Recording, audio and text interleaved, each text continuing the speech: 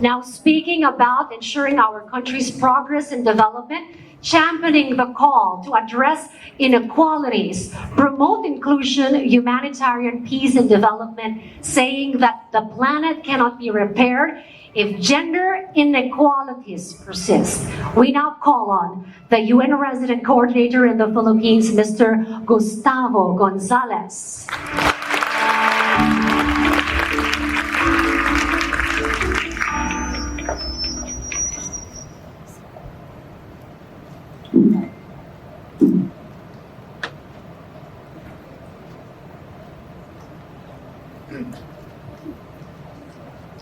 Vice President of the Republic of the Philippines, Madam Sara Duterte, President of SM Malls, the Chairperson of the Philippines Women's Commission, my dear colleague Len Len, leader of UN Women, senior representatives from the government of the Philippines, members of the diplomatic corps, development partners, colleagues from the United Nations. Well, first of all, I think that this is the first time that we have a Vice President, women leader, that is joining this celebration. And I think that UN Women is placing the bar very, very, very high, but in some way I think it makes a lot of sense by the fact that we are living quite, in some way, dramatic moments, the planet, the society, the world, and it requires this renovated leadership. With women, certainly, they can make the difference. I would like to share with you something that is quite obvious, but I think it should be emphasized. First of all, the fact that digital technology has not only changed the way that we work, the way that we generate knowledge, the way that we communicate each other, but also the way that we design and build the future. So we cannot conceive the future without referring to the impact of digital technology. And just to share something with you, this morning I was trying to go through some statistics to share with you. And there is something that is extremely important. And I think that it is changing the way that we develop policies and that we perceive the world. Is precisely when we realize that very shortly, 2050, around 90% of our jobs will have a digital related component or skill. 90%.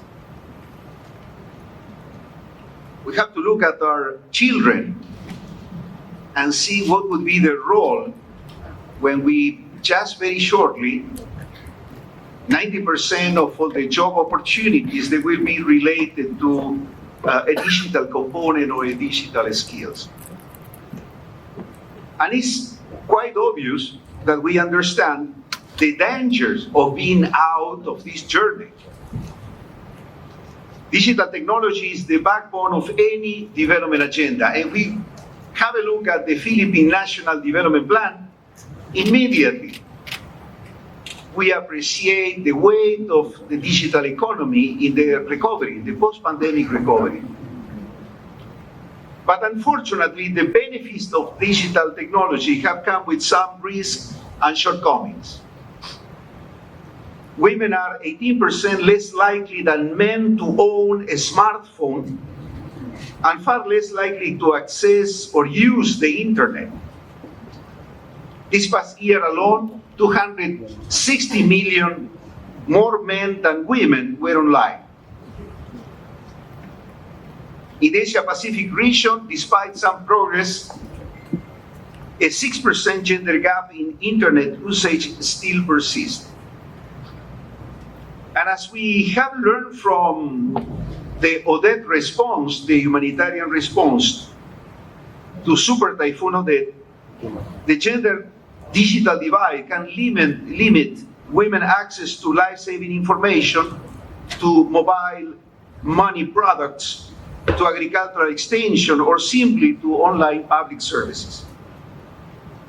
The digital gender divide prevents girls from getting access to their daily lessons, something that we learned from the COVID-19, to young women to complete her education, to a rural woman to own her own bank account to feed her family, or just simply to get unemployment.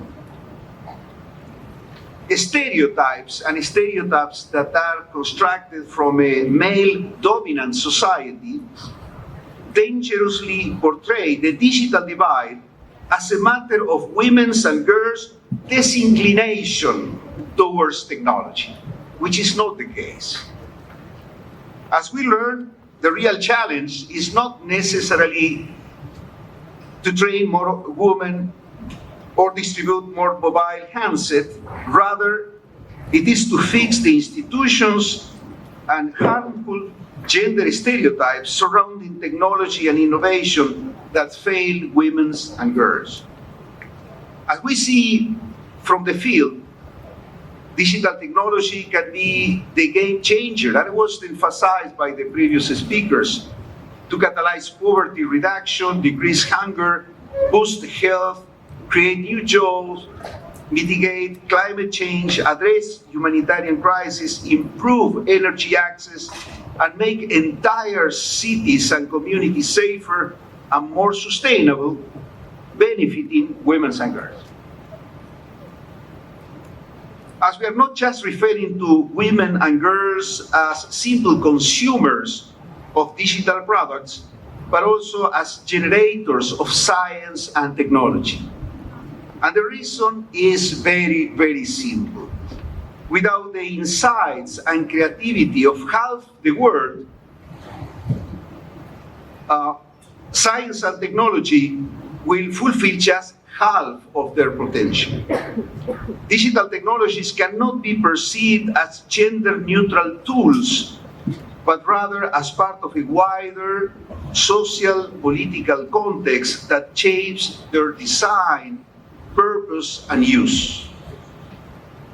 And let me just share with you 3 ways to do it immediately. And I'm very happy that the Vice President of the Republic is also leading education in this country. Because the first way is strongly related to the role of education. So 3 ways. Number 1, education remains a powerful instrument to fix the gender digital divide. The objective is to continue integrating gender equality at the heart of the education sector plans, budgets, and policy. Integrate a human rights-based approach in computer science and engineering, secondary and tertiary curricula, and ensure universal digital literacy for education and other empowering purposes.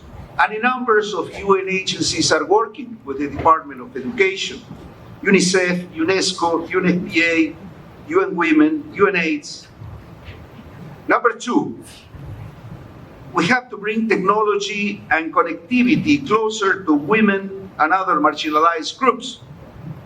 Some countries started incentivizing operators to establish differentiated pricing arrangement and reduce tariff data plans to facilitate women's connectivity. Create policies and programs that facilitate access or subsidize digital services with an important role of the private sector to deliver digital public goods and the development of community networks. And we have also a number of UN agencies, UNDP, UNIDO, WFP, UNHABITAT, that are bringing their support to affordable digital technology. Number 3, if the future of the work is fully shaped by ICT skills, we have to generate the appropriate labor market policies including gender-responsive employment policies, skills, anticipation, and development to facilitate a gender-based transition to new occupations and jobs, or to change demands within existing jobs and integrate reskillings as part of automation processes. ILO, IOM, UNDP, the World Bank, the Asian Development Bank are key supporters of the Philippine Development Plan in this area. This debate, what is happening today, and I know that we have a quite robust agenda today, is very timely. And it's very timely for the United Nations because we are in the process of formulating jointly with the government. I'm happy that NEDA is also represented here with my dear colleague Rose Elino. We are planning with the government what is the new cooperation framework. And this new cooperation framework is in fact the first one that will be developed in the context of the United Nations reform, for which we are expected to bring all the capacities, experience, lessons learned from the whole UN family to serve people, to serve Filipino people. So we are in this process these days. We call it the UN Sustainable Development Framework for the period 2024-2028. And this framework is a central instrument for providing, as I mentioned, coordinated, coherent, and strategic direction for all UN entities at country level. In this context, and these are the good news, inclusive digitalization and gender equality will be a cross-cutting theme across all the outcome areas that the new framework will seek to achieve. The intersection of these two dimensions is critical to the success of the cooperation framework, inclusive digitalization and gender equality. Before I end my message, I would like to reiterate that it's not enough to just claim for more digitalization. We need to also generate the right policies and strategies to ensure that women and girls benefit from such, we can say now, historic investment. In the Philippines, Vice President, the UN is closely working with the government to ensure women's full access to the digital economy. We are aligning our capacities and forces to the new Philippine Development Plan to better serve Filipino people and leave no one behind. We're persuaded that by closing the gender digital divide, we will together build a more resilient and inclusive society. Maraming salamat. Thank you so much.